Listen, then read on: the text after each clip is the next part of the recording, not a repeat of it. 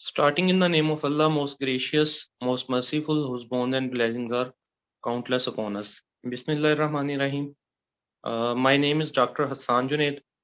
जो आज हम टॉपिक डिस्कस करने जा रहे हैं वो है असिस्टेंट डायरेक्टर इंटेलिजेंस ब्यूरो का जो सिलेबस है वो क्या है, इसका जो स्क्रीनिंग टेस्ट का पेपर आता है वो किन एरियाज के अंदर से आता है और आप उसको किस तरह से तैयार कर सकते हैं।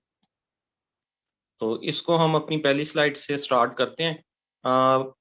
स्टार्ट करने से पहले थोड़ा सा मैं आपको अपना इंट्रोडक्शन बता देता हूँ ताकि आपको पता हो कि जो कोर्स, अगर आप कोर्स को ज्वाइन करते हैं, स्टार्ट करते हैं मेरे साथ, तो मेरे मुतल्लिक आपको पता होना चाहिए। एक तो ये है कि मैं गवर्नमेंट जॉब कर रहा हूँ लास्ट 5 ईयर से as a livestock production officer या वेटरनरी ऑफिसर ग्रेड 17 में। सेकंड नंबर पे अलामा इकबाल ओपन यूनिवर्सिटी का मैं रजिस्टर रिसोर्स पर्सन भी हूँ, ट्यूटर भी हूँ। उनके कुछ कोर्सेज होते हैं जो मैं टीच करता हूँ जिसमें एजुकेशन के, साइकोलॉजी के, इस तरह के लेक्चर आ जाते हैं। बाकी थ्रू आउट अकेडमिक कैरियर मेरी सेकंड पोजीशन रही है। BZU मुल्तान से मैंने अपनी डिग्री हासिल की थी। इसके अलावा वन पेपर MCQ टेस्ट मेरे काफ़ी सारे क्लियर हैं। रिसेंटली MOD 2021 का जो है वो फाइनल स्टेजेस में है। आगे देखें क्या बनता है, अल्लाह पाक करम करने वाले हैं। इसके अलावा PMS और CSS के भी एग्जाम का मेरे पास जो है वो एक्सपीरियंस है, वो भी मैंने दिए हुए हैं। ये आपको इसलिए ये बताने के लिए कि ये जो कोर्स है, जो चीज़ें मैं आपको बताने जा रहा हूँ उससे मेरी अच्छी हाव नाव है। ये नहीं है कि बस मैं वैसे ही उठ के बैठा हूँ और एक लेक्चर जो है वो अ, आप लोगों के लिए जो है वो अरेंज कर दिया है। अच्छा, अब स्ट्रेट फॉरवर्डली हम आगे की तरफ चलते हैं। पहले मैं आपको इसका प्रोसीजर बता दूं कि असिस्टेंट डायरेक्टर इंटेलिजेंस ब्यूरो में लगने का प्रोसीजर क्या होता है, ताकि आप लोगों में से जिसने अप्लाई भी कर दिया है वो अपना पहले माइंड क्लियर कर ले कि ये थोड़ा सा कॉम्प्लिकेटेड इसका प्रोसीजर है। जस्ट इसका 2 स्टेप प्रोसीजर नहीं है। 2 स्टेप प्रोसीजर से क्या मुराद, जैसा कि आपको पता है कि बाकी जो एग्जाम्स होते हैं PPSC और FPSC के, उसमें एक पेपर होता है और उसके बाद जो क्वालिफाई कर जाते हैं उनका इंटरव्यू हो जाता है और जो अपर मेरिट में आ जाते हैं उन लोगों की सिलेक्शन हो जाती है। लेकिन ये जो एजेंसीज की जॉब होती हैं आम तौर पे ये 4 स्टेप प्रोसीजर इनका होता है। जैसे आप में से कुछ लोग अगर MOD 2021 में अपेयर हुए हों, ये असिस्टेंट डायरेक्टर ISI में, तो आपको पता होगा कि वो भी 4 स्टेप प्रोसीजर है। सिमिलरली ये भी उसी तरह का प्रोसीजर है। उसमें 200 मार्क्स के पेपर थे, इसमें 100 के हैं। तो स्टार्ट करते हैं पहले के साथ, स्क्रीनिंग टेस्ट। पहले नंबर पे जो आप लोगों ने अप्लाई कर दिया है, एक आपका स्क्रीनिंग टेस्ट होगा MCQ बेस 100 मार्क्स का। इसके ऊपर तफसील से हम बात करेंगे क्योंकि आज का जो सेशन है वो बेसिकली स्क्रीनिंग टेस्ट के बारे में ही है कि आपने ये कहाँ कहाँ से प्रिपेयर करना है। लेकिन यहाँ मैं आपको वैसे एक आइडिया देता जाऊं कि स्क्रीनिंग टेस्ट जो लोग क्वालिफाई कर लेंगे, आप लोगों को पता है ये असिस्टेंट डायरेक्टर की 50 सीट्स हैं, 50, ठीक है। और अगर आप ऑफिशियल एडवर्टाइजमेंट देखें तो FPSC ने, फेडरल पब्लिक सर्विस कमीशन ने कहा है कि एक सीट पे 8 बंदों को नेक्स्ट प्रो जो स्टेप है उस पे ले जाया जाएगा। मतलब कि 50 सीटें, इसको मल्टीप्लाई बाय 8 कर दें तो ये बनेगा आपका 400, 400। 400 लोग जो हैं वो नेक्स्ट स्टेप के लिए क्वालिफाई करेंगे। जो लोग मेरिट में हाई होंगे पहले स्टेप पे स्क्रीनिंग टेस्ट देंगे 100 मार्क्स का, इसमें पासिंग नहीं करनी होगी। पूरे पाकिस्तान से जो लोग अप्लाई करेंगे उनमें जो टॉप 400 लोग होंगे जिनके मार्क्स होंगे वो नेक्स्ट स्टेज के लिए क्वालिफाई कर जाएंगे। तो सेकंड जो स्टेज होती है वो होती है इंग्लिश डिस्क्रिप्टिव पेपर की। इसके लिए टाइम मिलता है रिजल्ट आने के बाद। ये 2-2 मंथ का प्रोसीजर होता है। जैसे पहला, अब आप लोगों ने कल अप्लाई किया होगा जिन लोगों ने, उन्हें 2 मंथ मिलेंगे तैयारी करने के लिए ये MCQ बेस्ड टेस्ट की। उसका जब रिजल्ट आएगा फिर उसके बाद 2 महीने होते हैं जिसमें आप इंग्लिश के पेपर की तैयारी कर सकते हैं। उन लोगों के लिए ये बहुत अच्छा है जो लोग इंग्लिश जिनकी अच्छी है या CSS PMS की वो अटेम्प्ट दे चुके हैं, उनके लिए ये ज़्यादा बेनिफिशियल हो जाता है क्योंकि इंग्लिश की ग्रिप अच्छी होती है। इंग्लिश का जो पेपर होता है वो बेसिकली डिस्क्रिप्टिव टाइप होता है। डिस्क्रिप्टिव से मुराद है सब्जेक्टिव पेपर होता है। और सब्जेक्टिव पेपर में 5 पोर्शन होते हैं, उसमें 20 मार्क का ऐसे होता है, 20 मार्क का प्रेसी होती है, 20 की कंपोजिशन होती है। इसके अलावा ग्रामेटिकल मिस्टेक्स आपने ठीक करनी होती हैं, 10 मार्क्स का वो होता है।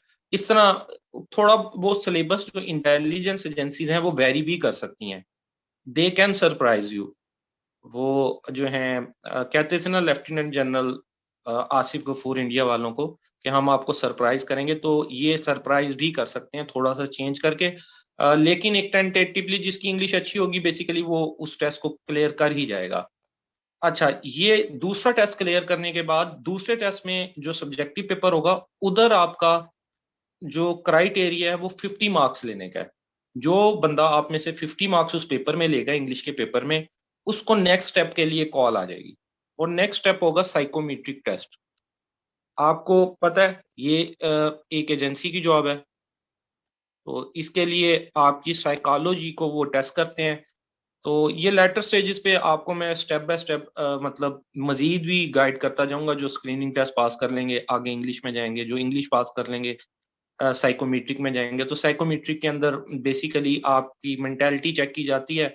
वो मार्क्स नहीं होते उस पेपर के, उस पेपर के मार्क्स नहीं होते, उसके जस्ट रिकमेंडेड और नॉट रिकमेंडेड होता है। आपसे क्वेश्चन पूछे जाते हैं, ये भी रिटर्न होता है कि आप क्या चीज लाइक करते हैं, आपको गुस्सा किन बातों पे आता है, और आगे 4 ऑप्शन दिए होते हैं। गुस्सा आता है तो चीजें तोड़ते हैं या नहीं तोड़ते, कभी किसी को मारा नहीं मारा, इस तरह करके वो अच्छा खासा लंबा पेपर होता है। कुछ उसमें पिक्चर स्टोरीज भी होती हैं, पिक्चर बनी होती है, उस पर आपने स्टोरी लिखनी होती है। तो वो आपकी चेकिंग के लिए पेपर साइकोलॉजिस्ट के पास जाता है, और वो जस्ट उसके ऊपर रिकमेंडेड और नॉट रिकमेंडेड लिखता है। और आप जिन पे रिकमेंडेड हो जाता है वो फाइनल इंटरव्यू के लिए चले जाते हैं। तो ये तो फाइनल इंटरव्यू के अंदर फिर 6-7 लोगों का पैनल होता है। वो आपसे करंट अफेयर पे और मुल्क की सूरत हाल के ऊपर क्वेश्चन पूछते हैं। और जो फिर मेरिट बनता है, जो टॉप 50 लोग होंगे, क्योंकि 50 सीट्स हैं, तो जो 50 लोग होंगे उनको सिलेक्ट कर लिया जाएगा इस जॉब के लिए। ये one of the best job है। जैसे तहसीलदार की जॉब पे मोस्टली बहुत सारे लोगों ने जो है वो अप्लाई किया और उसका बड़ा शोर भी रहा, पेपर कैंसिल होता रहा, और लोगों को मतलब तहसीलदार बनने का एक काफी क्रेज था, है, क्योंकि वो उन्हें पता है कि एक बड़ी ल्यूक्रेटिव जॉब है, जो अप्रोच है वो बड़ी हाई है। तो ये जॉब आप समझ लें कि उनसे भी कई दर्जे बेहतर है, 17 ग्रेड जॉब है। और नाम से ही पता चल रहा है इंटेलिजेंस ब्यूरो की, तो आपका जो असर रसूख होता है वो काफी ज्यादा होता है। तो आप बेसिकली पाकिस्तान में तो यही देखा जाता है ना कि आपका सोसाइटी में क्या मुकाम है। आप किसी को कॉल करते हैं तो आपका काम आसानी से हो जाता है, नहीं हो जाता, बहुत सारे डिस्प्यूट होते हैं जो एक कॉल पे आप पे रिजॉल्व हो जाते हैं। इसके अलावा पर्क्स एंड प्रिविलेजेस भी अच्छे होते हैं। जैसे 17 ग्रेड की स्टार्टिंग सैलरी आम डिपार्टमेंट्स की 50 to 55 है, 50 से 55 हजार है जो 17 ग्रेड की है। लेकिन इस डिपार्टमेंट की जो पे स्केल है वो भी अच्छा है, अलाउंसेस वगैरह मिलते हैं, व्हीकल भी मिलती है, और रेजिडेंस भी मिलती है, टीए डीए वगैरह मिला के बाय एयर आना जाना, मतलब अच्छा प्रोटोकॉल, बड़ी हैफी लाइफ हो जाएगी जो बंदा इसके अंदर सिलेक्ट हो जाता है। चलें अब आते हैं हम स्क्रीनिंग टेस्ट की तरफ, जिसके लिए ये है कि सिलेबस क्या होगा और स्क्रीनिंग टेस्ट इसका इन चीज़ों पे मुश्किल होगा। जी वालेकुम सलाम, जो लोग न्यू ज्वाइन हो रहे हैं, आप लोगों को जो है क्वेश्चंस का भी मैं सेशन दूंगा आखिर में। जो आप लोग क्वेश्चंस करना चाहेंगे वो आप लोग मेरे से क्वेश्चंस भी पूछ सकते हैं। अच्छा, ये देखिए ऑफिशियल सिलेबस 2021, ठीक है। ये सिलेबस का ऑप्शन, ये एफपीएससी की वेबसाइट जो ऑफिशियल वेबसाइट है, मैं उस पे गया, वहां से ही हम सिलेबस देखते हैं। ये एडवर्टाइजमेंट लास्ट वीडियो कैसे अप्लाई करते हैं, तो हमें सबसे पहले तो देखना चाहिए जिस अदारे ने हमें रिक्रूट करना है वो इस बारे में क्या कहता है। तो ये देखें, हमारी जो एडवर्टाइजमेंट थी वो नंबर 9 थी, जिसके थ्रू ये आई है ना सीटें, 9 नंबर, और केस नंबर 140 था। तो इसका मतलब ये कि अभी तक यहाँ पे ये देखिएगा, syllabi for consolidated advertisement number 8 तक का यहाँ पे सिलेबस आया है। जो 9 ये जिसमें ये सीटें आती हैं उसकी सिलेबस की फाइल अभी अपलोड नहीं हुई, ठीक है। लेकिन इसमें ये नहीं घबरा जाना कि अगर अपलोड नहीं हुई और सिलेबस ही नहीं पता तो ये सर ने सेशन किस लिए रख लिया है। ये तो टाइम वेस्टेज वाली बात है। ऐसा नहीं, मैं पास पेपर्स की बेस पे, ठीक है, और आम तौर पे हर साल वही सिलेबस होता है इनका, जो है ना आईबी का, वही सिलेबस होता है। तो पास पेपर्स की बुनियाद पे हम देखते हैं कि इसका सिलेबस क्या रहा है पिछले सालों में। और कुछ मैं पास पेपर आपके साथ ग्रुप में शेयर भी करूंगा व्हाट्सएप में, जो FIA असिस्टेंट, FIA नहीं सॉरी, IB असिस्टेंट डायरेक्टर के पास पेपर्स हैं ना FPSC के थ्रू, वो जो लोग ग्रुप में मेरे साथ ऐड हैं उनके साथ में वो शेयर भी करूंगा, वहां से भी आपको आइडिया हो जाएगा कि पेपर इसी तरह का आता है। ठीक है, तो प्रीवियस ऑफिशियल सिलेबस के मुताबिक पिछले सालों के हम देखते हैं कि इसका पेपर 100 मार्क्स का होता है, इसमें नेगेटिव मार्किंग नहीं होती। ठीक है, ये याद रखिएगा, PPSC में नेगेटिव मार्किंग होती है, इसमें नेगेटिव मार्किंग नहीं होती। पहले तो इंग्लिश के 20 MCQs होते हैं जी, 2 पार्ट होते हैं पेपर के। 20 मार्क्स का पार्ट 1 होगा जिसमें इंग्लिश होगी, और सेकंड जो है वो जनरल इंटेलिजेंस होगी, वो 80 मार्क्स का होगा। इंग्लिश की पहले 20 मार्क्स की हम बात कर लें तो इसके अंदर एंटोनिम, सिनोनिम, ठीक है, ग्रामेटिकल करेक्शंस, प्रेपोजिशंस, और ये इस तरह की चीजें आती हैं। और इसको मतलब जब हम अगर इस कोर्स में आगे जाएंगे तो मैं आपको मतलब मुकम्मल डिटेल बताऊंगा कि इसको हम किस तरह कवर करेंगे, कि इसके जो हमें ग्रामेटिकल मिस्टेक्स कैसे दूर करनी है, हमें प्रेपोजिशंस कैसे याद करनी है, सिनोनिम एंटोनिम हो गए, active voice, passive wise. English के ऊपर आपकी ग्रिप हासिल करनी ही पड़ती है डेफिनेटली जब आप किसी अच्छी सीट के लिए जाते हैं। और जैसा कि आपको पता है, ये अगला जो इससे अगला पेपर होना है वो सब्जेक्टिव इंग्लिश का होना है। तो यहाँ से भी आप जो तैयारी करेंगे तो आपकी काफी सारी बेस अगले पेपर के लिए भी ऑलरेडी बन जाएगी। जी, ये वही सिलेबस ही मैं बता रहा हूँ, ये आपके सामने सिलेबस ही है कि इसका सिलेबस क्या है। फिर इसके बाद हम बारी बारी हर सब्जेक्ट को आगे डिस्कस करेंगे नेक्स्ट स्लाइडों में, कि आगे हर सब्जेक्ट में क्या क्या चीजें आपको कवर करनी चाहिए। ठीक है, तो पहले हमने देख लिया 20 मार्क्स जो है वो आ जाएगी इंग्लिश की, और उसमें वोकेबलरी आती है, ये नीचे वाली देखिएगा पॉइंट, 20 मार्क्स वाला पार्ट फर्स्ट का, वोकेबलरी, ग्रामर का यूज और सेंटेंस का स्ट्रक्चर, इसकी बेस के ऊपर ये होता है। इंग्लिश के लिए अगर मैं आपको रिकमेंड करूं बुक, तो रेन एंड मार्टिन एक बुक है, रेन एंड मार्टिन बुक, वो अच्छी बुक है। वो इसलिए भी कि जब अंग्रेज हमें यहाँ आया था बरसगीर में इंग्लिश सिखाने, तो वो उसने हमें उस बुक के जरिए ही इंग्लिश सिखाना शुरू की थी। तो वो अंग्रेजों की कह लें कि प्रॉपर लैंग्वेज की बुक है। ठीक है, लेकिन अगर आप पाकिस्तानी कंसल्ट करना चाहते हैं, उर्दू मीडियम से आप पढ़ते आए हैं, तो आप सदात हुसैन की बुक भी कंसल्ट कर सकते हैं। ठीक है, सदात हुसैन की बुक है, या करमदाद चुगताई की बुक है, वो भी आप कंसल्ट कर सकते हैं, करमदाद चुगताई। हाँ जी, हाई स्कूल ग्रामर, हाँ जी, ये PDF में मिल जाएगी, आप मुझे ये मैसेज कीजिएगा व्हाट्सएप पे, आपको ये PDF के अंदर मिल जाएगी।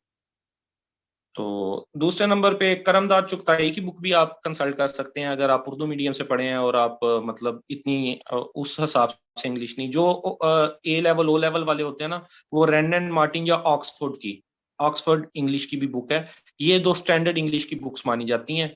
तो और अगर जो उर्दू मीडियम से पढ़े हैं वो अपनी आसानी के लिए, ताकि कुछ उर्दू के लफ्ज भी हैं ना बीच में, ताकि कुछ समझ तो है कि बात क्या लिखी भी है, वो सदात हुसैन को फॉलो कर सकते हैं। या दूसरे नंबर पे मैंने आपको बताया वो फॉलो कर सकते हैं करमदाद चुगताई को, इंग्लिश की बुक है CSS और PMS के लिए, करमदाद चुगताई की। चलें जी, ये तो इंग्लिश की बात होगी। अब पार्ट 2 पे आते हैं जो 80 मार्क्स का है, जिसको कहा जाता है जर्नल इंटेलिजेंस। जर्नल इंटेलिजेंस, ये देखिएगा, ये वाले उसमें आ गए। इसमें पहले नंबर पे मैथ, मोस्ट इंपोर्टेंट, 20 मार्क्स की मैथ आनी है। ग्रेजुएशन लेवल की मैथ होती है, कोई बहुत मुश्किल मैथ नहीं होती। जस्ट लाइक इसमें अलजबरा होगा, रेशियो कैसे निकालते हैं, प्रोपोर्शंस कैसे निकालते हैं, परसेंटेजेस कैसे निकालते हैं, वो स्पीड वाला जो होता है, ट्रेन इतनी स्पीड से चल रही है और दूसरी ट्रेन होगा, बेसिक बेसिक कंसेप्ट होते हैं। लेकिन चूंकि ये देखें इंटेलिजेंस की जॉब है, तो ये उनकी रिक्वायरमेंट है कि एक शख्स की जो मैथमेटिकल है एबिलिटी वो अच्छी होनी चाहिए, ठीक है। तो इसलिए इस पार्ट को रखा गया है। दूसरा पार्ट है, ये देखें जी, करंट अफेयर्स। ये है जी 20 मार्क्स का। करंट अफेयर्स से मुराद ये होता है, आमतौर पे जो लास्ट 2 इयर्स के वाकयात होते हैं वो करंट अफेयर्स में आते हैं। अब करंट अफेयर्स दो टाइप का होता है, एक नेशनल और दूसरा इंटरनेशनल। नेशनल लेवल से मुराद पाकिस्तान लेवल का, पाकिस्तान में इस वक्त क्या प्रोजेक्ट चल रहे हैं, ठीक है। For example CPEC evergreen है, शुरू तो ये 2015 में हुआ, लेकिन एवरग्रीन प्रोजेक्ट है, अब तक चल रहा है, ठीक है। जो ये कोरोना के ऊपर हेल्थ इश्यूज हैं, या आपकी इकोनॉमी के इश्यूज हैं, बजट के इश्यूज हैं, इन्फ्लेशन रेट क्या है, पाकिस्तान का जो ये कश्मीर इशू है, बलूचिस्तान क्राइसिस है, ये सारे नेशनल इश्यूज में आ जाते हैं। और इंटरनेशनल करंट अफेयर्स में क्या आता है, इसमें यह आ जाता है कि डिफरेंट कंट्रीज में जो इलेक्शन होते हैं, उधर प्राइम मिनिस्टर और प्रेसिडेंट कौन सिलेक्ट हुए, डिफरेंट क्राइसिस जो चल रहे हैं वो क्या उसमें से हुआ। जैसे एक एग्जांपल आप ब्रेक्जिट की लगा लें, ये जो ब्रिटेन अलहदा हुआ था यूरोप से वो, और उसके बाद पोलैंड भी अलहदा होना चाह रहा है यूरोपीय यूनियन से, पोल एग्जिट उसको कहते हैं। जैसे ब्रेक्जिट ब्रिटेन अलहदा हुआ था, ब्रिटेन का एग्जिट हुआ यूरोपीय यूनियन से, तो उसको ब्रेक्जिट। उससे अब लेटेस्ट एक चीज आ गई है, पोल एग्जिट, पोलैंड भी अलहदा होना चाह रहा है, तो उसको पोल एग्जिट कहते हैं। इस तरह की जो मेजर करंट अफेयर्स होते हैं वो। लेकिन इसमें आपने देखना है, पिछले 2 साल के आपने एट लीस्ट पिछले 2 साल के कवर करने होते हैं, ठीक है। उसके बाद पाकिस्तान अफेयर्स और इस्लामिक स्टडीज आ गया। इसका मैं आपको डिटेल में अगली स्लाइडों में बताता हूँ कि जो 7-8 लेक्चर जिनमें मैं ये आमतौर पे कवर कराता हूँ, या एक इंसान को वो एकेडमी नहीं भी ज्वाइन कर सकता, तो किन टॉपिक्स को उसने देखना चाहिए, ठीक है। उसके बाद ये 20 मार्क्स का ये आ जाता है, ठीक है। फिर एवरीडे और जनरल साइंस 20 मार्क्स का ये आ जाता है, ये आपका पूरा 100 मार्क्स हो जाता है, ठीक है। एवरीडे साइंस और जनरल साइंस जो है, ये एक बहुत बड़ी फील्ड है। ये दिखने में तो छोटा सा लफ्ज है, लिखा हुआ है एवरीडे स्लैश जनरल साइंस। इसमें आप लगा लें कि हर चीज ही आ जाएगी, वो आपसे इसमें फिजिक्स, केमिस्ट्री, बायो, ठीक है, जियोग्राफी, आपसे इनके जनरल कंसेप्ट, कुछ एमसीक्यूज ऑलरेडी बने हुए होते हैं, उनमें से भी कुछ हद तक रिपीट हो जाते हैं। वो मैं आपको बताता हूँ कि ये जो 80 मार्क्स का पोर्शन है ना, उसके लिए आप कौन सी बुक्स जो है वो कंसल्ट कर सकते हैं, इसी पीडीएफ के अंदर भी वो आगे लिखी हुई हैं। तो अब हम ना इनको थोड़ा सा 2-3 सब्जेक्ट में आपको इसमें से बताता हूँ, उनको मजीद हम कवर करते हैं। अच्छा, टेंटेटिवली उर्दू और कंप्यूटर साइंस नहीं इंक्लूड होंगे आपके इस पेपर में, ये एक टेंटेटिव अंदाजा में दे रहा हूँ, ठीक है। ये इंक्लूड नहीं होंगे आपके असिस्टेंट डायरेक्टर आईबी के पेपर में। लेकिन जैसे ही ऑफिशियल वेबसाइट पे इनका सिलेबस आएगा तो आपको मजीद कंफर्म हो जाएगा। लेकिन मैं पिछले सारे पेपर भी मैंने आज देखे हैं, उनके अंदर कंप्यूटर साइंस और उर्दू मौजूद नहीं थी। तो उर्दू की आपको जो है बाज पेपर्स में टेंशन हो जाती है, तो यहाँ पे उर्दू की टेंशन नहीं और कंप्यूटर साइंस की नहीं। आप स्पेसिफिक रह के तैयारी करेंगे तो बेहतर हो जाएगा। और आप में से जो लोग मतलब सीएसएस का तैयारी कर रहे हैं, तो आपको पता है उसका भी अब स्क्रीनिंग टेस्ट रख लिया है, अभी एडवर्टाइज नहीं हुआ सीएसएस, तो वो भी एमसीक्यू बेस होगा, ठीक है। वो भी आपको इसी, आमतौर पे यही चीजें होती हैं कोई भी जो टेस्ट होता है उसमें। अच्छा, अब देखिएगा, मैंने जैसा कि आपको बताया, ये 7 सब्जेक्ट जो पीछे ही आपको बताए थे कि what FPSC is expecting, federal public service commission क्या एक्सपेक्ट कर रहा है कि जो कौन बंदा सूटेबल होगा, उसको इन फील्ड का नॉलेज होना चाहिए। इन पे जो है मुख्तसर सी बात हमारी पहले भी हुई कि बेसिक बेसिक मैथमेटिक्स आपको आनी चाहिए, इंग्लिश आनी चाहिए, geography, Pakistan affair, Islamic study, current affair और एवरीडे साइंस। ये हमारे पास 7 फील्ड बनती हैं, ठीक है। तो जो मैं कोर्स ऑफर कर रहा हूँ उसके अंदर 7 फील्ड हैं, तो हर फील्ड को 1 वीक दे के कवर किया जाएगा। अब वो कैसे, उनको मजीद कैसे कवर किया जाएगा, वो नेक्स्ट स्लाइडों के अंदर मैं आपको बता दूंगा जी। रिकॉर्डिंग भी शेयर होगी ग्रुप में, ये बाद में जब रिकॉर्डिंग हो जाएगी वो भी शेयर हो जाएगी। अगर किसी को सिग्नल का प्रॉब्लम या इस वक्त कोई बिजी होगा तो वो बाद में रिकॉर्डिंग में भी देख सकता है चीजें। अच्छा, अब 2 ग्रुप में, एक ग्रुप और भी है, उसका लिंक मैं आपके साथ शेयर कर दूंगा यहाँ पे, आप वो ज्वाइन कर लीजिएगा। पहला ग्रुप फुल है, दूसरे का लिंक मैं आपके साथ शेयर कर दूंगा। अभी मैं जो है ना शेयर करता हूँ। अभी ये मतलब स्टैंड वगैरह पे मैंने लगाया हुआ है सारा सेटअप ना, तो आपके साथ कर दूंगा शेयर। आपके भी क्वेश्चंस के आंसर भी देने हैं। उससे पहले मैं आपको ना ये अब मैं बताना शुरू करता हूँ कि हर सब्जेक्ट को आपने कवर कैसे करना है। ठीक है, ये इसको ऐसे भी समझ लें कि जो मेरे साथ ये कोर्स ज्वाइन करेगा, 2 मंथ का मैं कोर्स ऑफर कर रहा हूँ, ठीक है, उसमें मैं कैसे कवर कराऊंगा, और जो अगर नहीं भी ज्वाइन कर सकता तो उनको बताने लगा हर सब्जेक्ट में क्या चीजें हैं जो आपको देखनी चाहिए। तो पहले हम चलते हैं, ये देखें कोर्स वर्क प्लान ऐसा होगा। पहले वीक में हम ज्योग्राफी से स्टार्ट करेंगे। ज्योग्राफी ऐसा कहा नहीं है जो है एफपीएससी ने, लेकिन एवरीडे साइंस में, इवन के करंट अफेयर्स में, हर जगह ज्योग्राफी का रोल होता ही है। मैप सीरीज है ये, बेसिकली ज्योग्राफी से मुराद मैप सीरीज है। ज्योग्राफी तो एक बहुत बड़ा सब्जेक्ट है, लेकिन यहाँ मेरी ज्योग्राफी से मुराद मैप सीरीज है। इस मैप सीरीज में जैसे 7 कंटिनेंट है, आपको पता है, और जो 5 ओशियन है। 7 कंटिनेंट्स हैं दुनिया में, वर्ल्ड में, और 5 ओशियन हैं। तो 7 कंटिनेंट्स को हम बारी बारी कवर करते हैं। इसमें पहला लेक्चर होता है फॉर एग्जाम्पल आपका एशिया के मैप पे। एशिया के मैप से पहले भी लेक्चर होता है बेसिक ऑफ मैप पे, कि मैप को पढ़ते किस तरह है।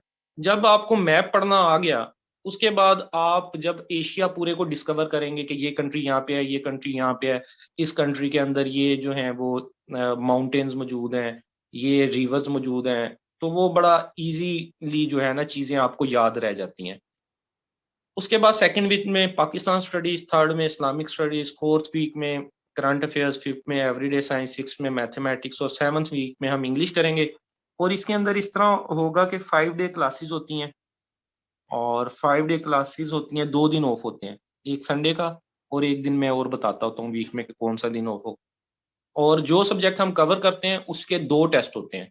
एक जो मैं लेक्चर दूंगा ज्योग्राफी पे फॉर एग्जाम्पल, ये देखिए ना 5 डे क्लासेस होंगी जूम पे। इसका टाइम जो है वो 8:30 टू 10 PM होगा, शाम के, रात के 8:30 से 10 बजे तक। ठीक है, उसके बाद हर दिन आपको एक असाइनमेंट मिलेगी, वो आपने कंप्लीट करनी होगी। फॉर एग्जांपल मैं आपको कहता हूँ पाकिस्तान का मैप आपने बनाना है, मैंने आपको पाकिस्तान का मैप पढ़ाया है, तो अगले दिन आपने वो मैप बनाना होगा। ड्राइंग इंपॉर्टेंट नहीं कि किस तरह का बनाया, कंसेप्ट इंपॉर्टेंट होगा कि बॉर्डर पाकिस्तान के कहाँ कहाँ लगते हैं, उनका क्या लेंथ है, पाकिस्तान में जो माउंटेन्स हैं वो किस किस जगह पे हैं, रिवर किस तरह फ्लो कर रहे हैं, और जो पाकिस्तान में डेजर्ट्स हैं वो कौन कौन से सूबों में डेजर्ट्स हैं। वो मतलब आपको आइडिया होगा कि हमारे जो हैं वो 4 डेजर्ट हैं, तो वो कहाँ पे मैप के अंदर आप उनको बनाएंगे, इस तरह करके ना, वो असाइनमेंट होती है बेसिकली।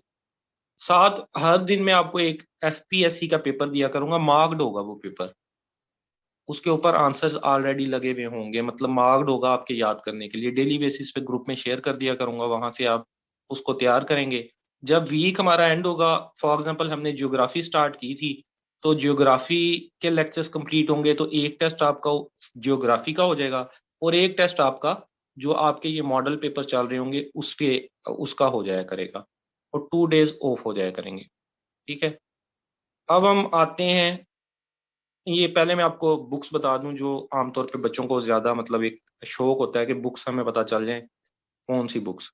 तो जीके पार्ट को कवर करने के लिए, इंटेलिजेंस पार्ट को कवर करने के लिए जो 80 मार्क्स का पार्ट है, ठीक है, इंग्लिश की मैं आपको ऑलरेडी बता चुका, उसके लिए 2 बुक्स बहुत ज्यादा रिकमेंडेड हैं। एक है एडवांस्ड एफपीएससी मॉडल पेपर, पहले बात चलती थी पीपीएससी वाली, ये इम्तियाज शाहिद के एफपीएससी के मॉडल पेपर अलग हैं और पीपीएससी के अलग हैं।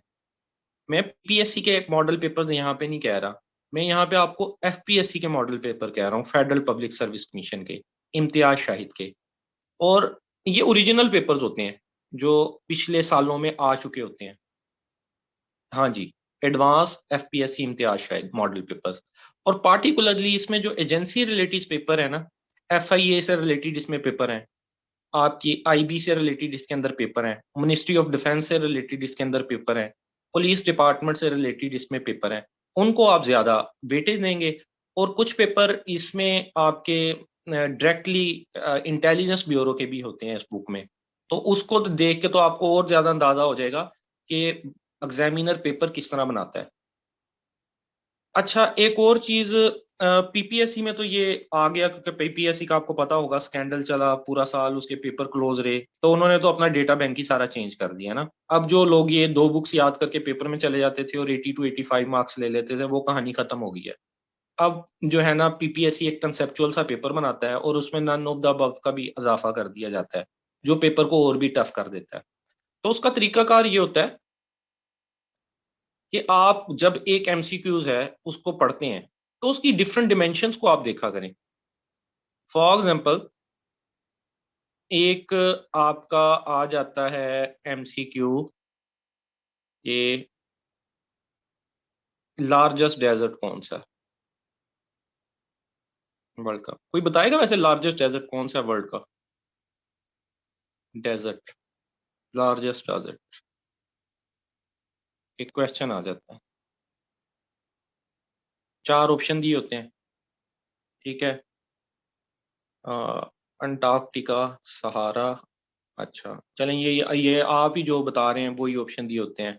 अंटार्कटिका दिया होता है, सहारा दिया होता है, गोबी डेजर्ट दिया होता है, और जो है, अच्छा ज्यादा लोग सहारा के साथ जा रहे हैं, ठीक है। नहीं, ये जो अंटार्कटिका वाला कह रहे थे ना, वो लार्जेस्ट डेजर्ट है। Antarctica is a continent, but it is desert too, ये एक डेजर्ट भी है।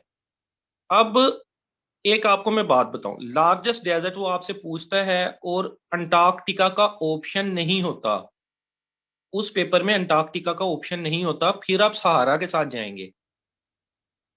अगर उसमें अंटार्कटिका का ऑप्शन होता है, फिर आप अंटार्कटिका के साथ जाएंगे। इस तरह से चीजें थोड़ी सी मुश्किल हो जाती हैं कि जब हम सिर्फ पेपर पढ़ के जाते हैं ना, ये एफपीएससी के मॉडल पेपर रट लेते हैं, लेकिन वो थोड़ा सा चेंज, एक आधा वर्ड को चेंज कर देता है, आपका कंसेप्ट नहीं बना होता, तो वो आपका एमसीक्यूज गलत हो जाता है। आप अपनी तरफ से ये श्योर होते हैं कि मैं ठीक लगा के आया हूँ, आके नंबर भी कैलकुलेट कर लेते हैं, रिजल्ट आता है तो वो नंबर आपके कम होते हैं। वो एक आधे लफ्ज की हेर फेर से टोटल ही चीजों का चेंज हो जाता है। अब जिस तरह फॉर एग्जाम्पल अभी तहसीलदार का पेपर हुआ, तो हजरत उम्मे हबीबा रजी अल्लाह तआला अन्हो के बारे में क्वेश्चन आया हुआ था। तो आपने करना क्या होता है कि जब भी आप बुक उठाएं एफपीएससी की और हम एक पेपर याद करना शुरू करते हैं, एक एमसीक्यू आप लेते हैं, उसके अंदर लिखा होता है कि हजरत उम्मे हबीबा का रिलेशन क्या था, तो आप उसमें हजरत उम्मे हबीबा रजी अल्लाह ताला अन्हा का टोटल और भी डिमेंशन देखें, उसको गूगल पे टाइप करें, उसी एमसीक्यू के साथ जो उससे रिलेटेड और चीजें हैं उनको भी जोड़ डाउन करें, ठीक है।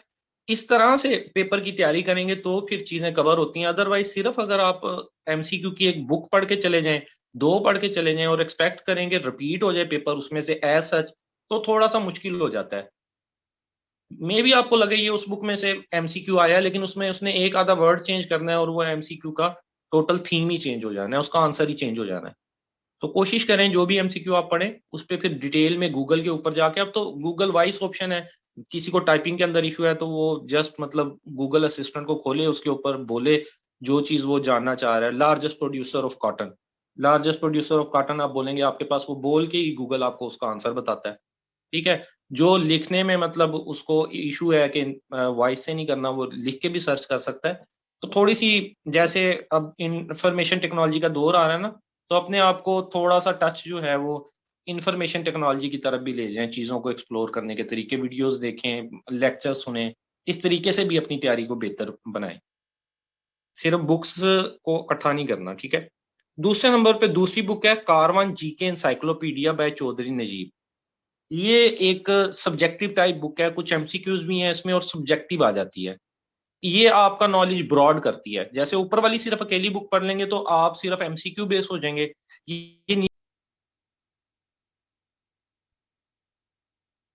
जी, बात हो रही थी बुक्स के बारे में कि जीके पार्ट को कवर करने के लिए कौन सी बुक्स को यूज करना है। तो एमसीक्यू रिलेटेड आपने अपनी ग्रिप मजबूत करनी है तो एडवांस पीपीएससी मॉडल पेपर्स की तरफ आप जाएंगे, और दूसरे नंबर पे आपने कारवान की बुक, कारवान जीके एनसाइक्लोपीडिया, इस बुक को आप यूज कर सकते हैं फॉर द एक्सटेंसिव स्टडी। ये काफी जो है वो ज्यादा पेजेस वाली बुक है, लेकिन अभी आपके पास टाइम है, काफी टाइम है, तो 2 बुक्स कवर हो सकती हैं, ठीक है। आप इसको कवर कर सकते हैं। अच्छा, मैं आप कह रहे हैं कि लिंक दे दूं आपको ग्रुप का, रुकें मैं कॉपी कर लूं लिंक, वहां से मैं आपको लिंक दे देता हूँ। पहला ग्रुप जो है वो फुल था, इस वजह से सेकंड ग्रुप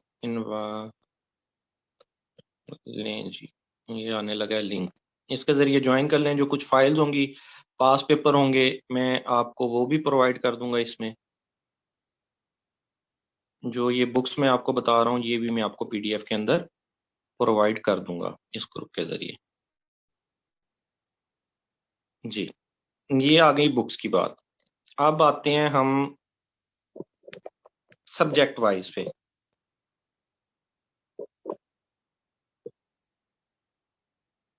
और मैंने इंट्रोड्यूस अपने आप को जो है वो शुरू में करवाया। ये वाली मैं आपको ना पीडीएफ फाइल भी दे दूंगा, उसके अंदर मतलब मेरा इंट्रोडक्शन लिखा हुआ है सारा ना।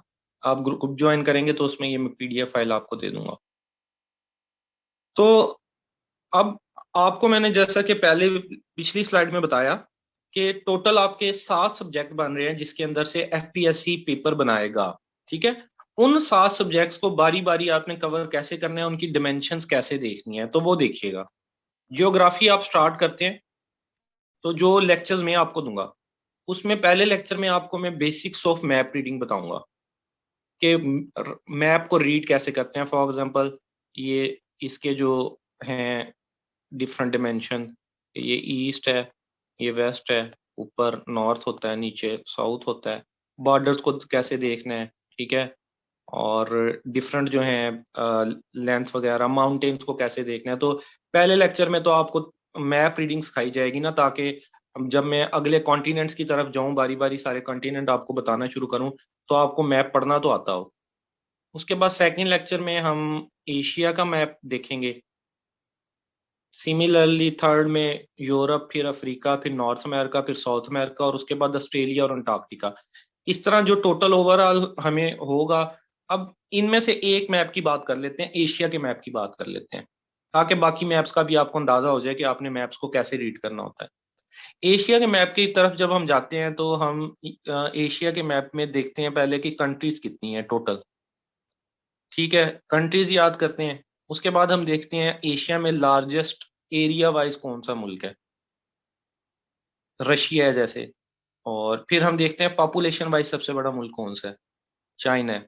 अब जब आप रशिया को देखेंगे तो रशिया का हम ये भी देखेंगे कि प्रेसिडेंट कौन है, प्राइम मिनिस्टर कौन है, और रशिया में करेंसी कौन सी चलती है, और रिसेंट डेज में रशिया के साथ क्या कोई हमारा जो है कोई मुआहिदा हुआ है, या उनके साथ हमारे तल्लुकात कैसे हैं।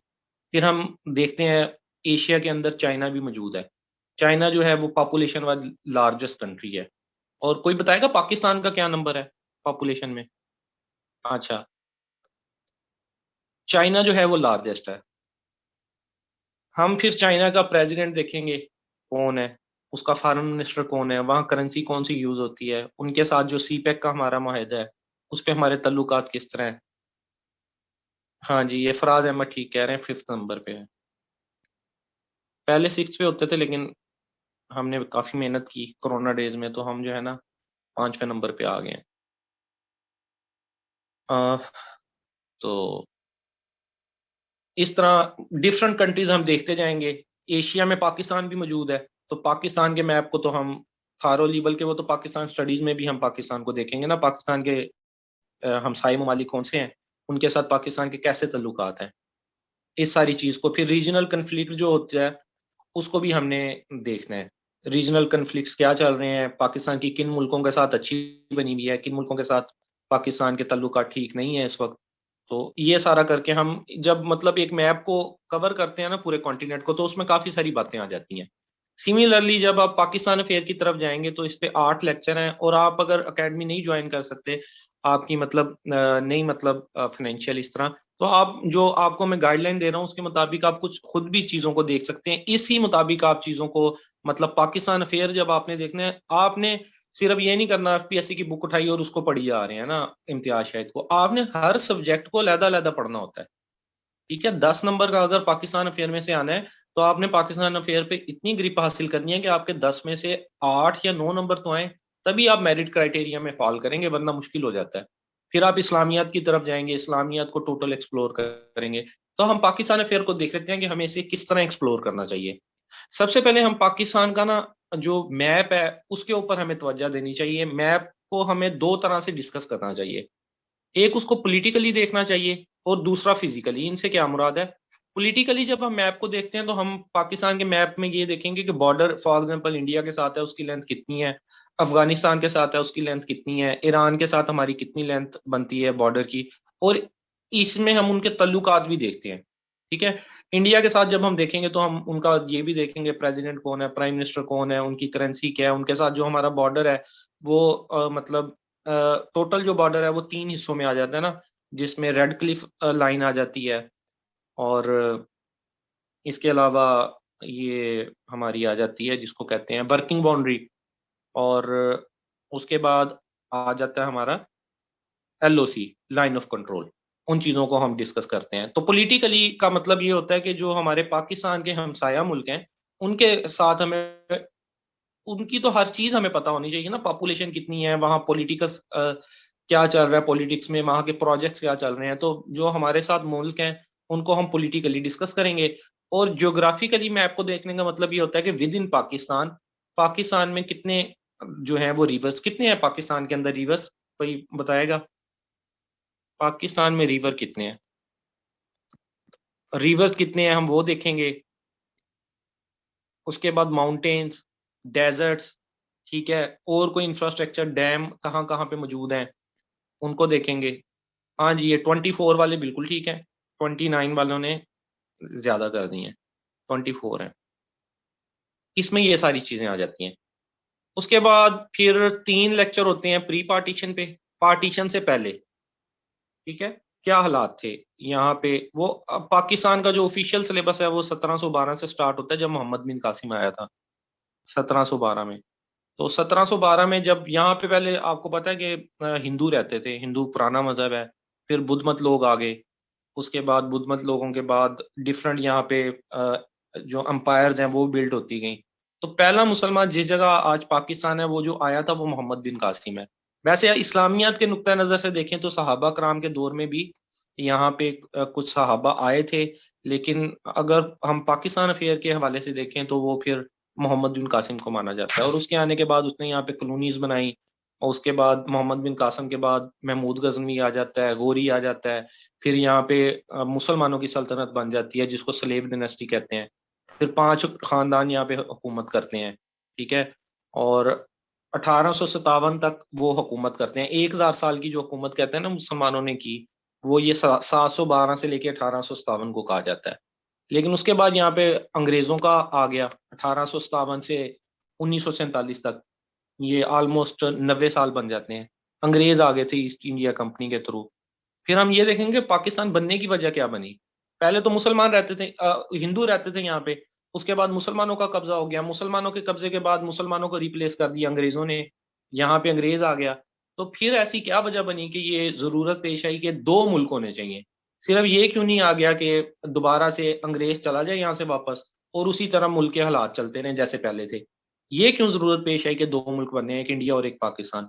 तो वो फिर हम डिफरेंट जो है वो हालात देखेंगे 1940 से 1947 के दरमियान, बल्कि इससे भी पहले जब पाकिस्तान की एक नजरिया आना शुरू हो गया था कि पाकिस्तान एक मुल्क बनना चाहिए, मुसलमानों का एक अलहदा मुल्क होना चाहिए, और हिंदू और मुसलमानों को अब अपनी बाउंड्रीज अलहदा अलहदा कर लेनी चाहिए। वो यहाँ तक आ जाएगा। और फिर पोस्ट पार्टीशन के अंदर हमें क्या देखना चाहिए, 1947 से लेकर 2021 तक के हालात। 1947 में पाकिस्तान बन गया, और मौजूदा जो इस वक्त ईयर चल रहा है वो 2021 है।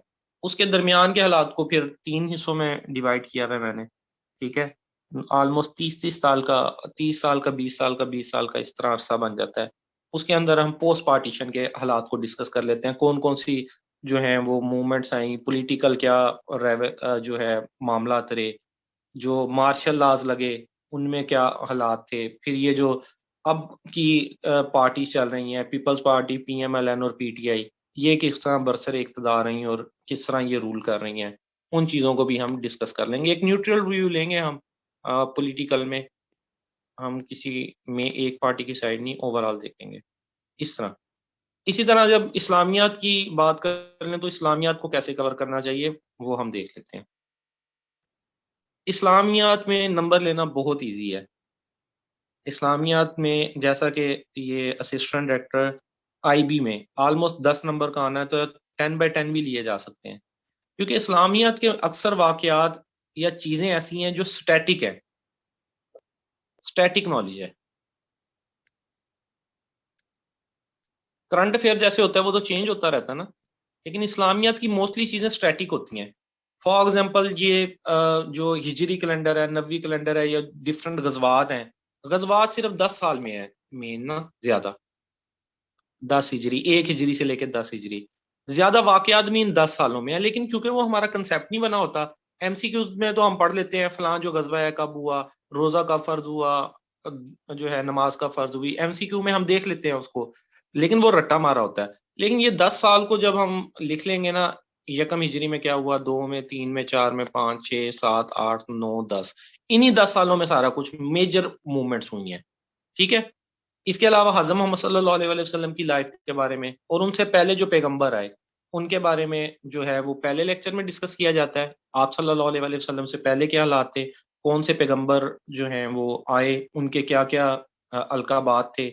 फिर उसके बाद हज़रत मोहम्मद सल्लल्लाहु अलैहि वसल्लम की हम लाइफ देख लेते हैं, और सॉरी पहले लेक्चर में ओरिजिन देख लेते हैं उम्मा का, और बेसिक कंसेप्ट देख लेते हैं कि हमने कैलेंडर को पढ़ना किस तरह होता है, जो इस्लाम के कैलेंडर है। हिजरी कैलेंडर है, हिजरी कैलेंडर का इस वक्त कौन सा साल चल रहा है, ये कौन सा साल है इस वक्त हिजरत के मुताबिक कैलेंडर का। हम मुसलमानों का हिजरी कैलेंडर है ना, ल्यूनर बेस, चांद के मुताबिक। और अंग्रेजों का जो है वो आ, हाँ जी, डॉक्टर जोहेब ठीक बता रहे हैं, 1443 आ गया ये, बिल्कुल। फिर दूसरे लेक्चर में हम प्रॉफिट्स देख लेते हैं, हज़रत मोहम्मद सल्लल्लाहु अलैहि वसल्लम से पहले क्या आए और उनका कौन कौन सा दौर था, उनकी एजेस कितनी थी, उनको क्या अलकाबात दिए जाते थे। थर्ड लेक्चर में हज़रत मोहम्मद सल्लल्लाहु अलैहि वसल्लम की लाइफ के बारे में देख लेते हैं कि हिजरत से पहले उनकी लाइफ और हिजरत के बाद उनकी लाइफ, उसमें उनकी जो है बेगमात कितनी थी, उनके बेटे कितने थे, बेटियां कितनी थी, उनके ओवरऑल उन्होंने जो है डिफरेंट गजवात में जो हिस्सा लिया वो किस तरह था, किस किस ईयर में था। फिर उसके बाद हम 3 लेक्चर्स में खिलाफत को डिस्कस करते हैं। खिलाफत राशिदा, खिलाफत राशिदा जैसे आप लोगों को पता होगा कि जो 4 हमारे सहाबी हैं जो हज़रत मोहम्मद सल्लल्लाहु अलैहि वसल्लम के राइट गाइडेड कैलस थे, जिन्होंने आप सल्लल्लाहु अलैहि वसल्लम के साथ ज़िंदगी गुजारी थी, जिनमें हज़रत अबू बकर सिद्दीक रज़ी अल्लाह तआला अन्हु, हज़रत उमर रज़ी अल्लाह तआला अन्हु, हज़रत उस्मान गनी रज़ी अल्लाह तआला अन्हु और हज़रत अली रज़ी अल्लाह तआला अन्हु आ जाते हैं। उनकी खिलाफत को खिलाफत राशिदा कहा जाता है।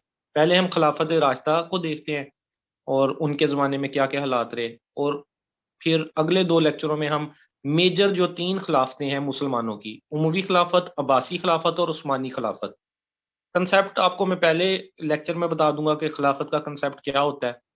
तो मतलब एक खलीफा होना चाहिए मुसलमानों का। मुसलमान एक कौम है, जहाँ मर्ज़ी बॉर्डर्स की कोई इनका वो नहीं होता, बॉर्डर्स का चक्कर। ओवरऑल मुसलमान जहाँ भी मौजूद हैं वो एक कौम के अंडर आते हैं, और एक खलीफा उनको जो है अल्लाह ताला के अहकामात के मुताबिक उनको गाइड करता है। तो ये खिलाफत का कंसेप्ट है। लेकिन अबोलिश कर दी थी खिलाफत, उस्मानी खिलाफत होती थी, जहाँ आजकल तुर्की मौजूद है वहाँ पे, तो वो ख़त्म कर दी गई थी 1924 में। 1924 के बाद जो है ना फिर खिलाफत अब दोबारा रिवाइव होनी है। 100 साल की पाबंदी लग गई थी। 2024 में जो है ना वो दोबारा से वो पाबंदियाँ तुर्की के ऊपर ख़त्म होनी है। तो फिर हम प्रेज़ेंट सिचुएशन देखेंगे इस्लामिक वर्ल्ड की। उसमें हम ये देखेंगे भी कि अब कोई खलीफा आता है तो उसको क्या कोई इस्लामिक वर्ल्ड जो है हमारी, इस्लामी मुल्क 57 कंट्रीज़ हैं, क्या उसको वो मानेंगी 57 कंट्रीज़? क्या इत्तेहाद दोबारा से हो सकता है? क्या एक उम्मा की तरह, एक उम्मत की तरह रह सकते हैं मुस्लिम ममालिक? जैसे आपको पता है ईरान के अपने अलहदा एक पॉलिसी है, सऊदी अरब की अलहदा। आपस में इन दोनों की काफ़ी ज़्यादा राइवलरी है शिया सुन्नी बुनियाद पे। पाकिस्तान की अपनी एक अब आइडियोलॉजी बन चुकी है। अगर मेन मुस्लिम कंट्रीज़ की हम बात कर लें, इंडोनेशिया, मलेशिया आ जाते हैं। फिर तुर्की अगर अब ये आके कहता है कि हम एक खलीफा अपना लाना चाह रहे हैं, क्योंकि खिलाफत 1924 में ख़त्म हो गई थी, मुसलमानों का एक ही लीडर होना चाहिए। तो क्या ये कंट्रीज़ एक्सेप्ट करेंगी उस खलीफा को? और प्रेज़ेंट सिचुएशन इस्लामिक वर्ल्ड में जो चल रही है, सीरिया में, यमन में, लीबिया में, लबनान में, जो वहाँ पे क्राइसिस चल रहे हैं मुस्लिम ममालिक के, उनको देखा जाता है।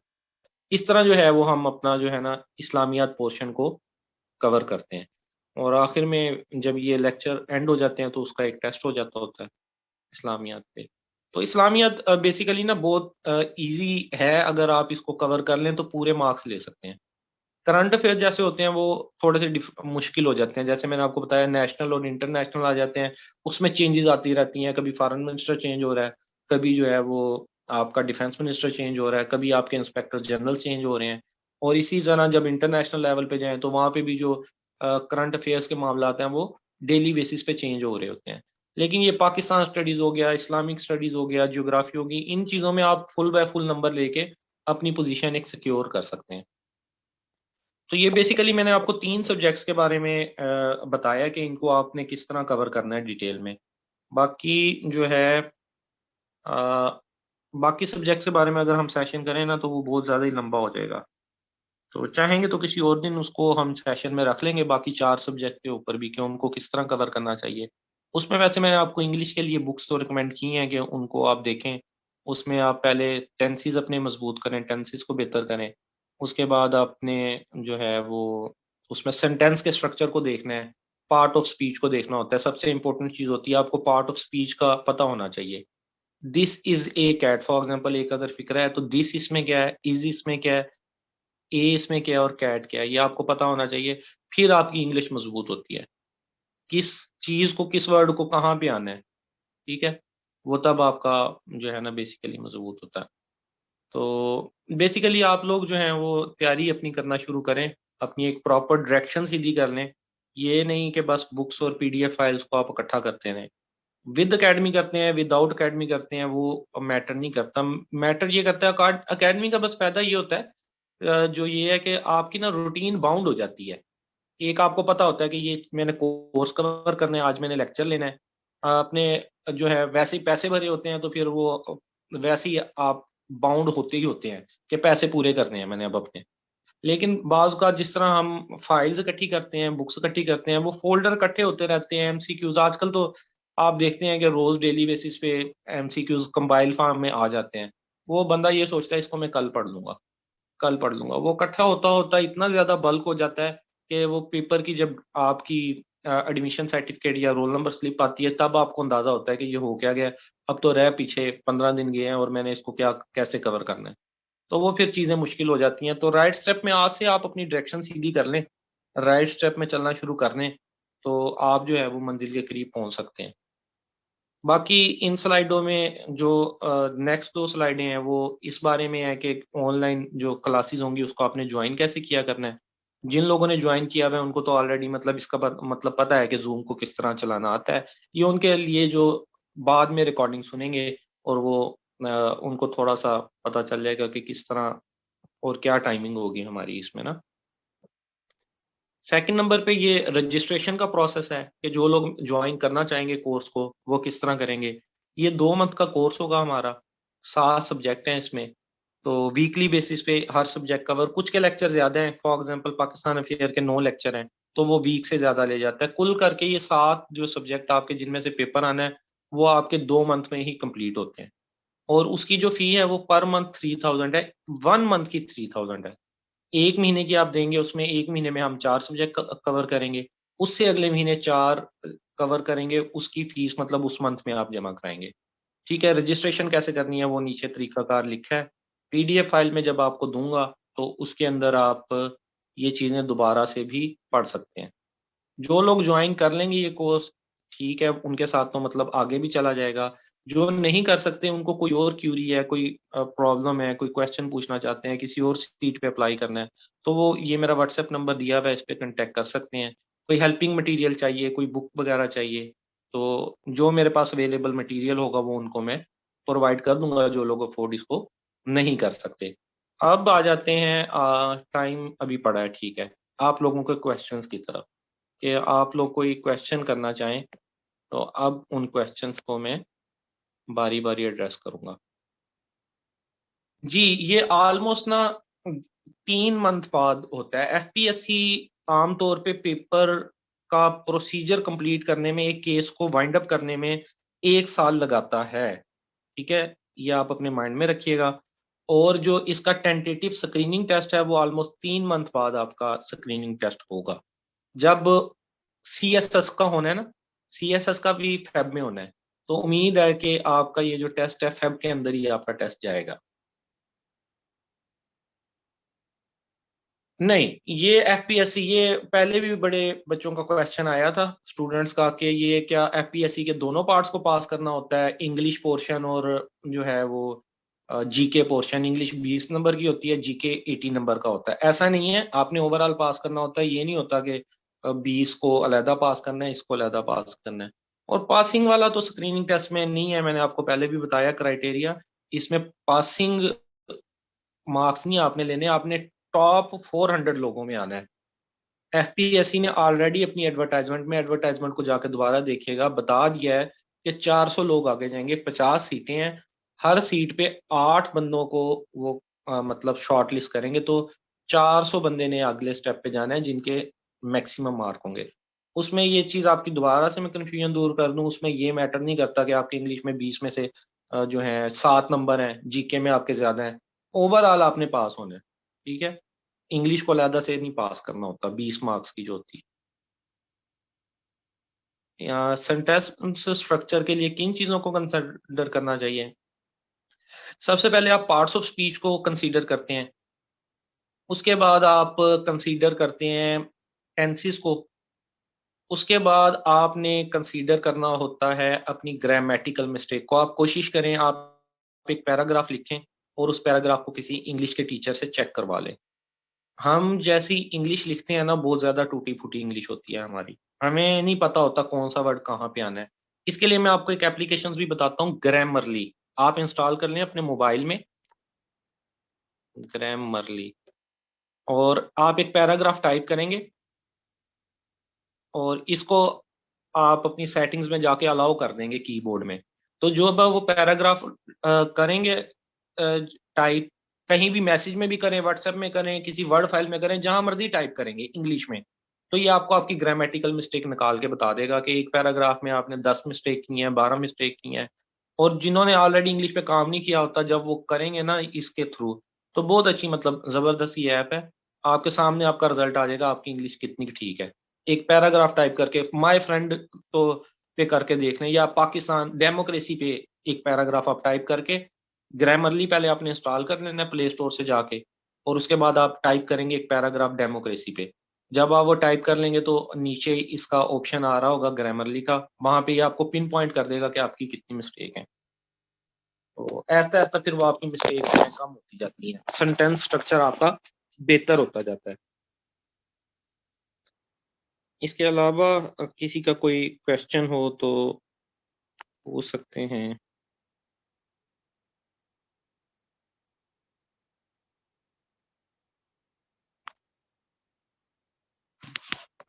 जी, किसी का कोई क्वेश्चन?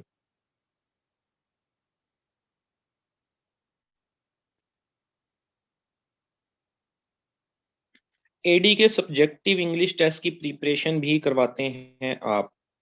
एडी का जो सब्जेक्टिव टेस्ट है, और जो एडी में ही जो इंग्लिश का पोर्शन है, उसके लिए मैं आपको जो है अलहदा मेंटर प्रोवाइड करूंगा। सुमेर, सर सुमेर, वो आईयूबी के अंदर लेक्चरार हैं, एमफिल किया हुआ है उन्होंने लिंग्विस्टिक के अंदर, ठीक है। आपका जो 1 वीक इंग्लिश का होगा वो कवर वो ही करवाएंगे इधर भी, ठीक है। और उसके बाद जब हम सब्जेक्टिव स्टार्ट करेंगे तो पेपर चेकिंग, क्योंकि इंग्लिश ऐसे वगैरह मैं लिखता रहता हूँ CSS PMS के, पेपर चेकिंग वगैरह मैं करूंगा, लेकिन जो प्रॉपर लेक्चर इंग्लिश के आपको वो सर सुमेर जाहिद देंगे। वो लेक्चरार हैं आईयूबी में, और एमफिल के अंदर वो उनका है लिंग्विस्टिक में, और वो सिल्वर मेडलिस्ट है। बाकी कुछ सब्जेक्ट मैं आपको कवर कराऊंगा, जैसे ज्योग्राफी मैंने आपको पढ़ानी है, इस्लामिक स्टडीज मैंने पढ़ानी है, आपको पाकिस्तान अफेयर मैंने पढ़ाने हैं, ठीक है। मैथ आपको मैथ के टीचर पढ़ाएंगे, इस तरह। लाहौर में नहीं, ये मैं बेसिकली जो तल्लक है वो मुल्तान साइड से है, और ऑनलाइन ही ये मैं लेक्चर देता हूँ। लाहौर में अगर आप कोई एकेडमी ज्वाइन करना चाहते हैं तो वहाँ तो बहुत सारी मतलब फिजिकल एकेडमीज मौजूद हैं जो ऑनलाइन नहीं मतलब उन्हें सूट करता, वो फिजिकल किसी एकेडमी में चले जाएं। वर्ल्ड टाइम्स की एकेडमी है, वो अच्छी एकेडमी है। सैयद जो है तैमूर बुखारी आई थिंक उनका नाम है, उनकी एकेडमी अच्छी है। सिलेबस आईबी का रिपीट कर दूं जी? इस सिलेबस के अंदर 20 मार्क का जो आपका है इंग्लिश होगी, 20 मार्क्स की इंग्लिश। इंग्लिश के अंदर आपका जो है सिनोनिम, एंटोनिम, ग्रामर का usages, active voice, passive voice, composition, sentence structure, ये सारी चीजें आएंगी। 80 मार्क्स का आपका जनरल नॉलेज का पेपर होगा। जनरल नॉलेज में फिलहाल जो पिछले पास पेपर्स को हम देखें तो उसके मुताबिक आपके 7 सब्जेक्ट बनते हैं जिनमें से पेपर आता है। उसमें पहले नंबर पे मैथ 20 नंबर की आती है, करंट अफेयर 20 नंबर के आते हैं, इस्लामिया 10 नंबर की, पाकिस्तान अफेयर 10 नंबर के, ठीक है, और एवरीडे साइंस या जनरल साइंस एबिलिटी वो 20 मार्क्स का। इस तरह करके आपका जो टोटल है वो 100 मार्क्स का पेपर बन जाता है।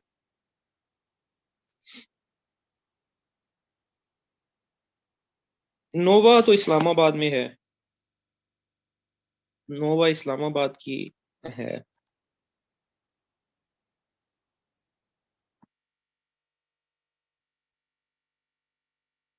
बाकी ऑनलाइन नोवा भी करवाती है और वर्ल्ड टाइम्स भी करवाता है, स्टडी रिवर भी करवाती है।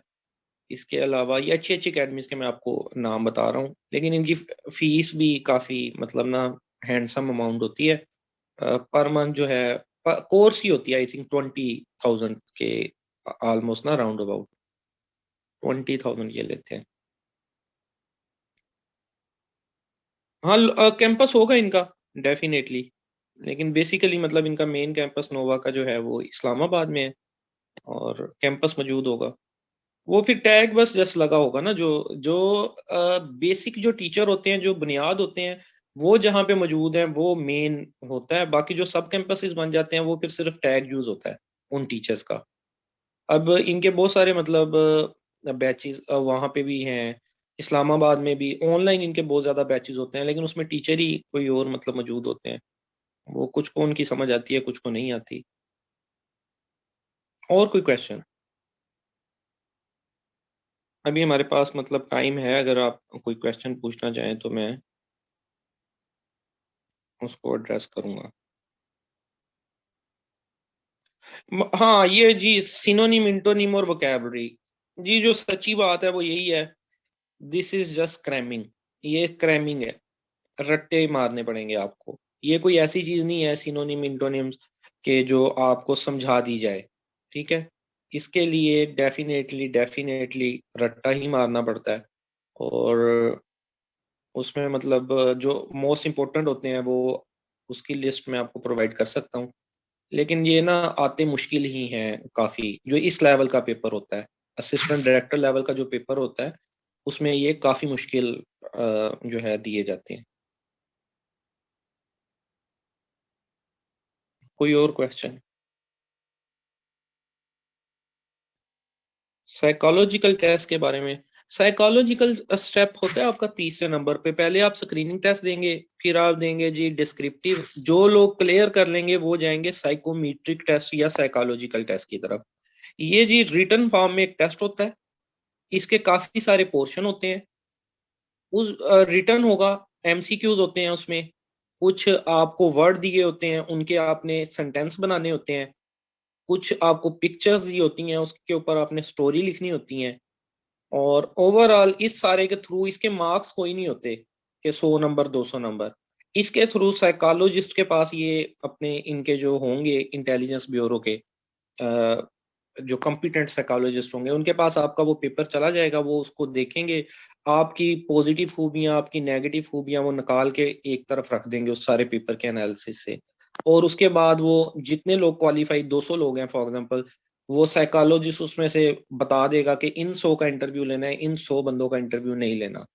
और उसमें ये नहीं हरगिज होता कि जो साइकोलॉजिकल में फेल हो जाए कि कोई अल्लाह माफ करे वो एबनॉर्मल है या उसकी थिंकिंग पैटर्न नहीं ठीक होता। मतलब ये है कि इंटेलिजेंस ब्यूरो को कुछ खास करेक्टरिस्टिक के बंदे चाहिए, जो तेज सोचते हो, डिसीजन मेकिंग पावर उनकी अच्छी हो, ऑप्टिमिस्टिक सोचते हो, प्रोसेसिंग डेटा एनालिसिस उनका अच्छा हो, तो साइकोलॉजिकल के थ्रू वो देखते हैं कि ये क्वालिटीज किन 100 में बाकी लोगों से बेहतर है, उनको उन्होंने इंटरव्यू के लिए शॉर्टलिस्ट करना होता है। ठीक है, मे बी पॉसिबल एक बंदा यहाँ का साइकोलॉजिकल ना क्लियर कर पाए और सीएसएस में वो सिलेक्ट हुआ हो। ठीक है, तो लेकिन इनके मतलब वो होता है, वो अपना म्यार चेक करते हैं कि हमें जो रिक्वायरमेंट एजेंसी को रिक्वायरमेंट है, वो क्या उसके मुताबिक ये बंदा मीटअप कर रहा है उसको, क्या वो करेक्टरिस्टिक इसमें मौजूद है। जी,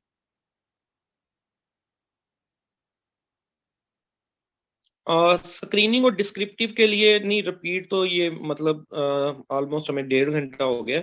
ये आपको रिकॉर्डेड लेक्चर मिल जाएगा ग्रुप में। ग्रुप का मैंने ऊपर दिया था, दोबारा मैं आपको दे देता हूँ। एक ग्रुप तो फुल था, सेकंड ग्रुप का लिंक मैं दे देता हूँ, इसको ज्वाइन कर लें। इसमें मैं जो ये हमारी गपशप हुई है 1.5 घंटा, ये सारी आपको उधर रिकॉर्डेड वीडियो की शक्ल में दे दूंगा जब मुझे वो रिसीव हो जाएगी, और उसको मैं जब अपलोड कर लूंगा, कुछ प्रोसेसिंग होगी उसकी, प्रोसेस करके मैं उसको वहां पे कर दूंगा। मैथ के बारे में जी, मैथ में आपको बताया कि ग्रेजुएशन लेवल का बेसिक मैथ आता है। उसमें हम एवरेज को देख लेते हैं, एवरेज कैसे निकालते हैं, परसेंटेज कैसे निकालते हैं, प्रोपोर्शन कैसे निकालते हैं, मीन मोड मीडियन क्या होता है। ठीक है, इस टाइप का बेसिक मैथ आता है। फिर कुछ जो सॉल्व करने होते हैं प्रॉब्लम एज रिलेटेड और टाइम रिलेटेड, डिस्टेंस रिलेटेड, वो आ जाता है। वो 5-6 लेक्चर्स में मैथ जो है ना कवर हो जाती है, बेसिक मैथ। लेकिन मैथ के ऊपर ज्यादा तवज्जो देना पड़ेगी इसमें एडीआईबी में, क्योंकि 20 मार्क्स की मैथ आनी है। सर इसकी भी अटेम्प्ट्स काउंट होती हैं, मीन जैसे सीएसएस की 3 अटेम्प्ट्स हैं, अटेम्प्ट्स काउंट होती हैं। और अटेम्प्ट्स की आप टेंशन ना लें, ये मतलब जो पीरियड होता है जिसमें अप्लाई करना होता है, ये सीटें आती मतलब 2-2 3-3 साल बाद है, तो वो मैटर नहीं। फिर अटेम्प्ट्स का भी ना एक प्रोसीजर ये नहीं होता कि जो क्वालिफाई नहीं कर पा सकता वो उसकी अटेम्प्ट जाया नहीं होती। ये लंबा चौड़ा एक हिसाब किताब होता है। ये मैं आपको जो है कोई वीडियो बनाऊंगा तो वो मैं ग्रुप में शेयर करके आपको इसका भी बताऊंगा। मतलब 40 से ऊपर मार्क्स ले लें तो वो पास में आता है, चाहे वो क्वालिफाई करे या ना करे, वो चांस आया नहीं होता। पीपीएससी में इस तरह है, एफपीएससी में इससे भी कम है। एग्जैक्ट नहीं मुझे पता। हाँ जी, 3 चांस होते हैं ना, लेकिन वो आमतौर पे बचे ही रहते हैं। इस तरह नहीं होगा कि एडीआईबी के 3 होंगे ना, इसी तरह जो कोई और सीट होगी उसके 3 अलहदा होंगे, सीएसएस के 3 अलहदा होंगे, एफपीएससी में जो सीटें, तो आपके टोटल टेन्योर में 3 दफे ही आनी है ये। इससे ज्यादा तो मेरा ख्याल है मुश्किल ही है कि आए मास्टर्स करने के मतलब बाद ना, या हम अप्लाई इतनी दफा नहीं करते। और इतनी दफा आपका फेल भी नहीं होगा, ये भी नहीं होगा कि आप 40 से भी कम नंबर पे आ जाएं। इसके ना सिलेबस में कंप्यूटर ऐड नहीं है, पूछा जरूर जाता है। आप ठीक कह रहे हैं, कंप्यूटर के बारे में एफआईए में मेंशन था, कंप्यूटर में से आएगा। इसके सिलेबस में जो अब तक का सिलेबस 2021 का सिलेबस तो अभी अनाउंस नहीं हुआ, एडवर्टाइजमेंट नंबर 9 का, वो भी आ जाएगा। अगर कंप्यूटर उसमें उन्होंने लिखा हुआ तो उसके ऊपर भी 1 वीक की क्लासेस एक्सटेंड कर लेंगे। लेकिन अभी तक मैंने पास पेपर सारे स्टडी जो किए देखे, कंप्यूटर और उर्दू नहीं है आईबी में, ना कंप्यूटर ऐड है, ना जो है वो उर्दू ऐड है। और ऐसा नहीं होगा कि ये जो अपना सिलेबस देंगे उससे आउट ऑफ कोर्स दे देंगे, सिलेबस में से पेपर आता है। जो ये फील्ड्स बताएंगे 20-20 नंबर की, कि 20 नंबर की इंग्लिश आनी है तो 20 की ही इंग्लिश आएगी। अगर ये बताएंगे कि 20 नंबर का मैथ आना है तो 20 क्वेश्चन मैथ के ही होंगे। मैं आपके साथ कुछ पुराने पेपर शेयर करता हूँ, उसमें आप देखें, ग्रुप में शेयर करूंगा, असिस्टेंट डायरेक्टर आईबी के, तो उनमें कंप्यूटर और जो है उर्दू नहीं मौजूद। जी, कितना टाइम रह गया एंड होने में? 2-3 मिनट ही रह गए एंड होने में। कोई और आपने क्वेश्चन वगैरह पूछना हो तो पूछ लें, फिर हम इंशाल्लाह ये मीटिंग एंड कर देंगे। और आपका और कोई क्वेश्चन होगा आप मेरे से व्हाट्सएप पे भी पूछ सकते हैं। कोई आपकी क्यूरीज होंगी तो वो मैं एड्रेस करूंगा। कोई मटेरियल चाहिए होगा वो भी आप लोगों को प्रोवाइड कर दूंगा।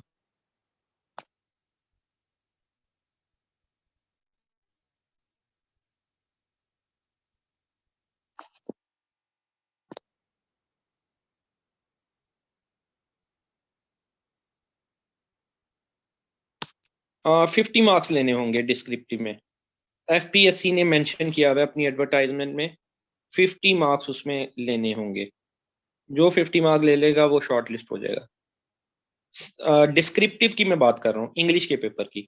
स्क्रीनिंग में ऐसा नहीं होगा, स्क्रीनिंग के लिए टॉप 400 लोग ही आगे जाएंगे, लेकिन डिस्क्रिप्टिव में जो 50 नंबर ले लेगा वो साइकोमेट्रिक के लिए उसको शॉर्ट लिस्ट कर लिया जाएगा।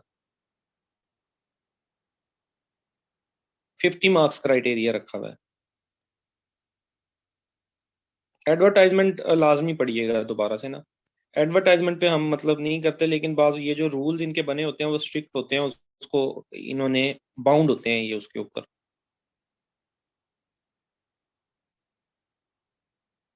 एफपीएससी के टेस्ट पास करने के बाद भी कोई टेस्ट होगा, क्या मतलब इस बात का?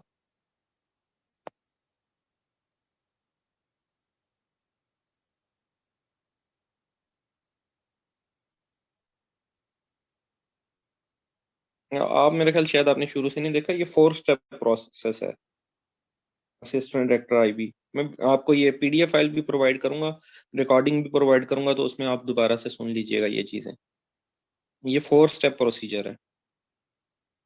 Number 1 screening test MCQs based, number 2 descriptive test English ऐसे, नंबर 3 आपका होगा साइकोमेट्रिक टेस्ट, और नंबर 4 फाइनल इंटरव्यू। और 50 लोग जो हैं वो सिलेक्ट हो जाएंगे। अच्छी सीट्स हैं, तादाद सीट्स की अच्छी आई है, 50 सीट्स काफी होती हैं असिस्टेंट डायरेक्टर की। नहीं, डीवीएम ग्रेजुएशन नहीं होती, डीवीएम मास्टर्स की इक्वल होता है। 5 ईयर डिग्री प्रोग्राम को मास्टर्स के इक्वल होता है। मतलब 16 ईयर ऑफ एजुकेशन जो है ना, 16 ईयर ऑफ एजुकेशन वो मास्टर्स में आती है। इसका इक्विवेलेंस सर्टिफिकेट मिल जाता है। मेरे काफी सारे दोस्त जो हैं वो एडी आईएसआई और एडी दाएं में काम कर रहे हैं। ठीक है।